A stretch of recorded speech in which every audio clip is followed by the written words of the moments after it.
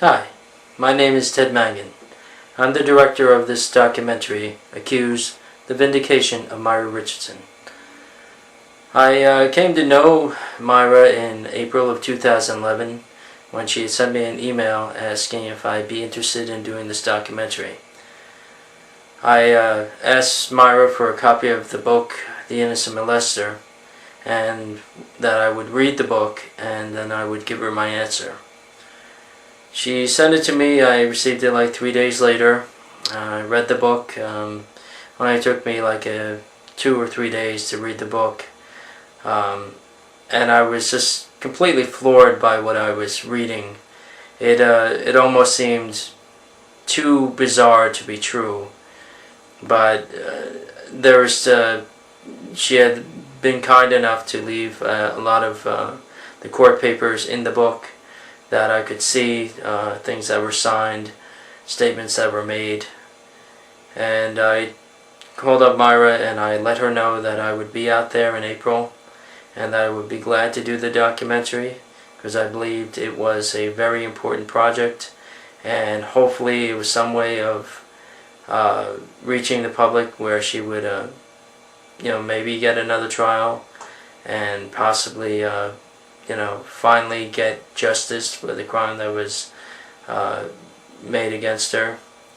Because at no time was Myra ever interested in monetary compensation, even though that was necessary, considering how much she had taken or been lost as far as wages because of this. But it's more about her reputation as an educator and as a person being freed of this terrible accusation made by Lynn Nuzzo.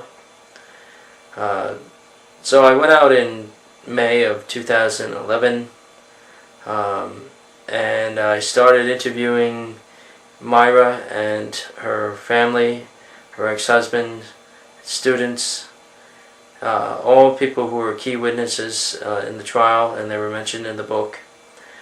And I just really felt that Myra was really treated poorly in this situation and that she's such a wonderful person and such a good teacher that we could only hope that this message can get to the right people and she can finally be freed of this terrible accusation.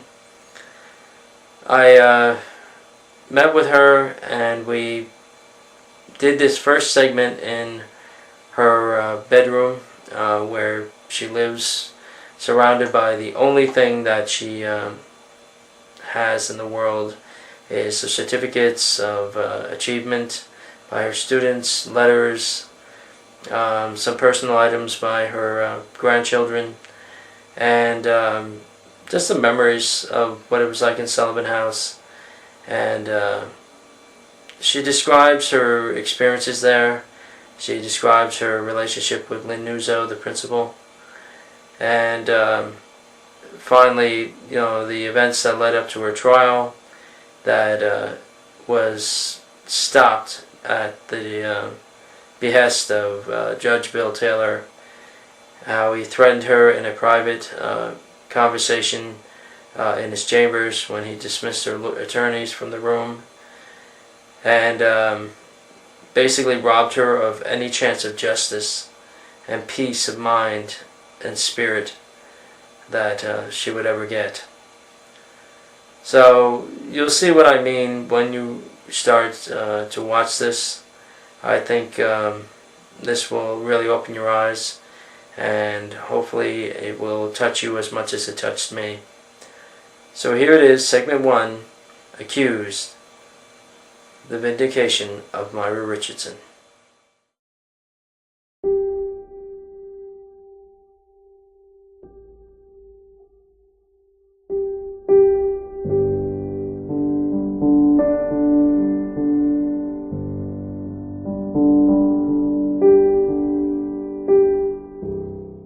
I just put out some things that I used to have in my classroom.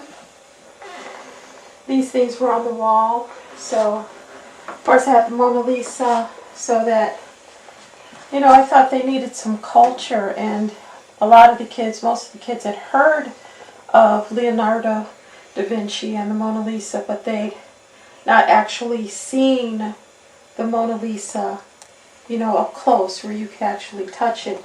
And even though it's not the original, it's still the Mona Lisa, and it's huge. And when they would come into the classroom, they were like, "Whoa, that's beautiful," and and they weren't used to anything like that. And of course, I had to have Dr. King in the classroom, so they would be aware of just how much it took to get them to the point where they were.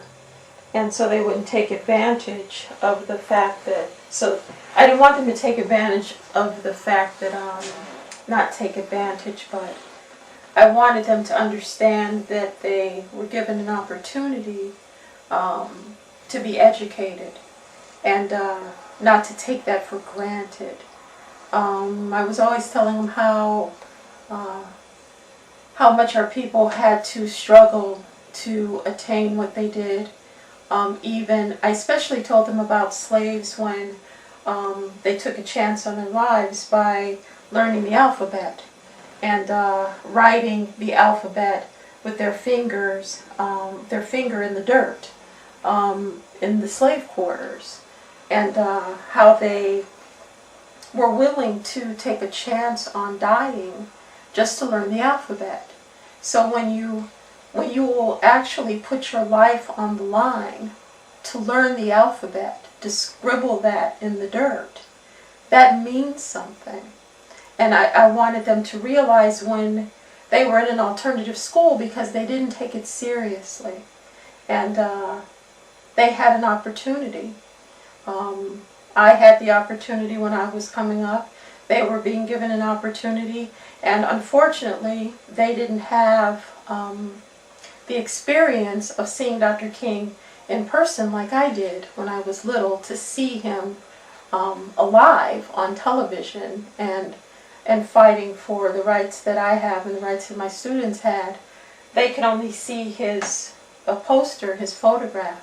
So it was important to me that they remember, and they did. And they asked me questions like this one in particular, from a newspaper article that actually said no dogs, no Negroes, no Mexicans.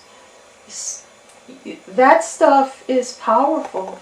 I remember when we were little, and my mother, Mommy, I still call her Mommy, Mommy would take us downtown for a treat, usually on a Sunday. And that was a real treat, because downtown Chicago was like going to Hollywood. Going downtown, you didn't see a lot of blacks downtown. You hardly saw any. And I'm trying to remember where she took us. It wasn't Walgreens. I want to say it was Kresge's. I don't remember, but it was a place like Walgreens, and you could sit and you could have, they had fountains where you could have a soda, but it was like, you had the foam and all that, and we would have cheeseburgers with my mother, and it was a really big deal. But I noticed when we were little, when we were doing that, there was a place that was designated for us, for black people. At the time, I don't remember, I guess we were called, Negroes, blacks, African Americans, not at that point. I think we were in between Negro and black then. But I remember asking my mother why there was a separation, why we had to sit in a certain place. Not that, I don't think at that point, I'm sorry, thinking, because I don't recall seeing black and white.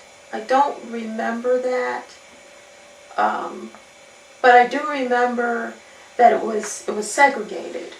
There was a place where we were led to sit, and in that particular place within the restaurant, they moved us right where the blacks were sitting.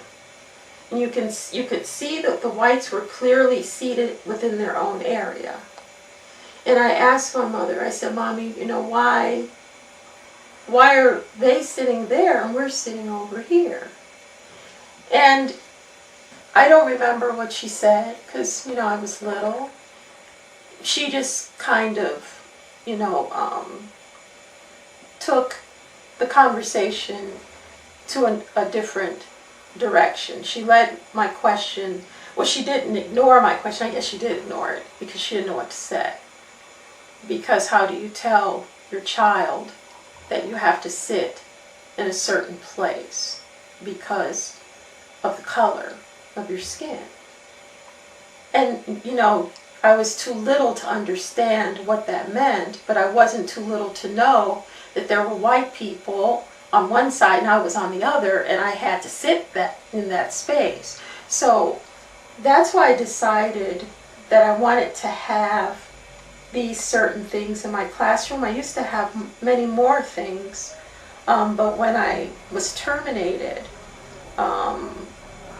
after the accusation, I had a lot of stuff in my apartment, and I'm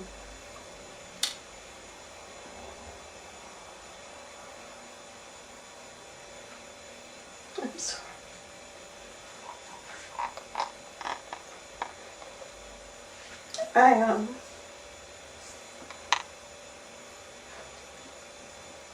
I had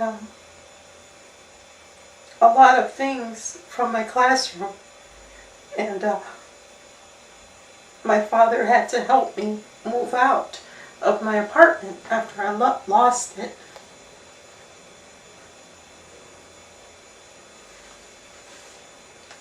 And he could only move so much because he had just a little car. And so he got the few things he could fit into his car, and these were some of those things. And the other things got just tossed in the alley or wherever. I don't know. But I always kept these things because my students always asked me about these things. Like here with the slave auctions and selling, our people and all of that. So these are things that they hadn't, you read about it, and then, they were from... My students had been through so much. They had so many issues. They're just trying to stay alive and just stay alive every day. So they really they couldn't just concentrate on how we got to be where we are as a people, because they were too busy being concerned about if they were going to be alive the next day to come to school. To learn. And I can't imagine being worried about whether you're going to live to see your teacher the next day or to see your classmates. So you don't really have time to think about Dr. King or to think about homework or to think about anything except, if you're going to eat, if you're going to be alive, if you're going to make it to school.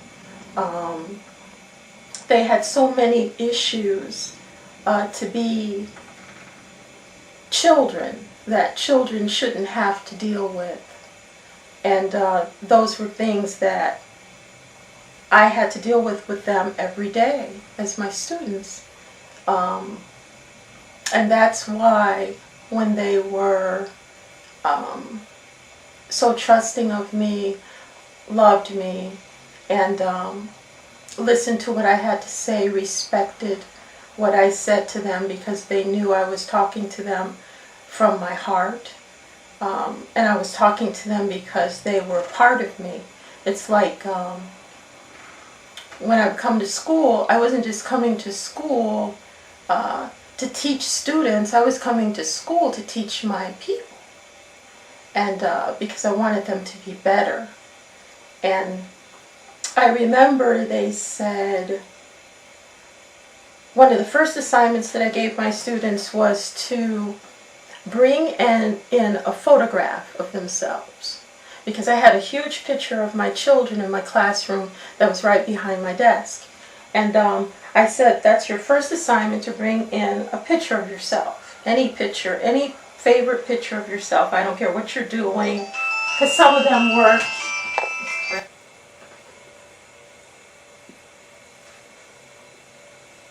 Does it hurt when you're standing there and holding that like that? Wish I had a tissue.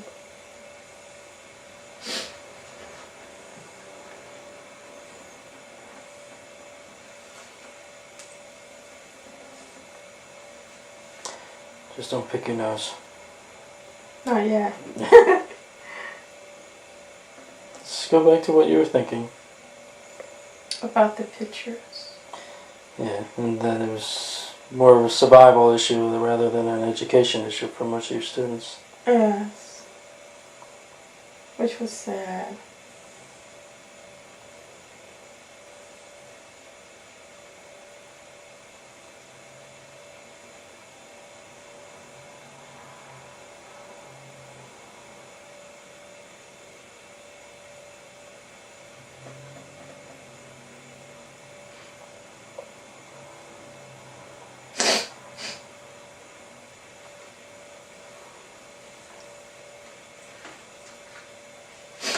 I love this book. This was one of the books I got. Then even has Solemn House inside. I'll talk about their picture. Is it? Am I talking now? Are you filming? Mm-hmm. I'll get to this book, but I was talking about their photographs. So I wanted my students to bring in a photograph of themselves. And they asked me why, and I said, well, I want to put it on the wall. And they said, why? And I said, well, because I have a huge photograph of my son and daughter on the wall.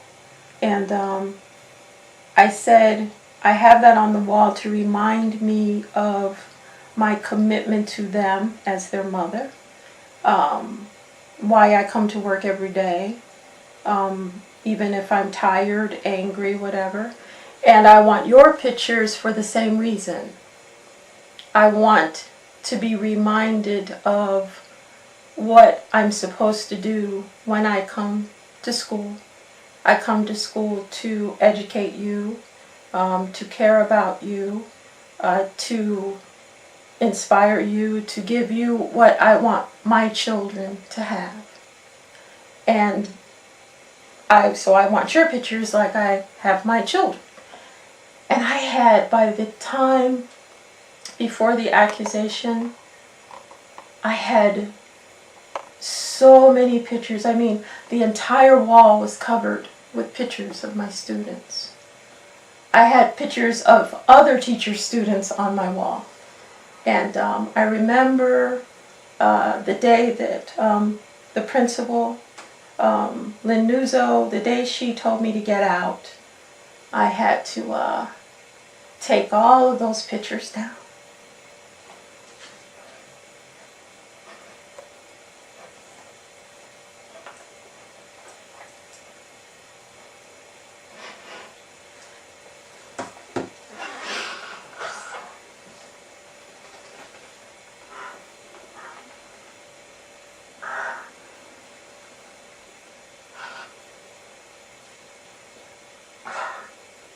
I had to take all those pictures down. And there were so many thumbtacks and so many holes in the wall when the pictures were down. And I just put them neatly into a little box. And when they tossed my stuff out in the street, all those pictures were gone.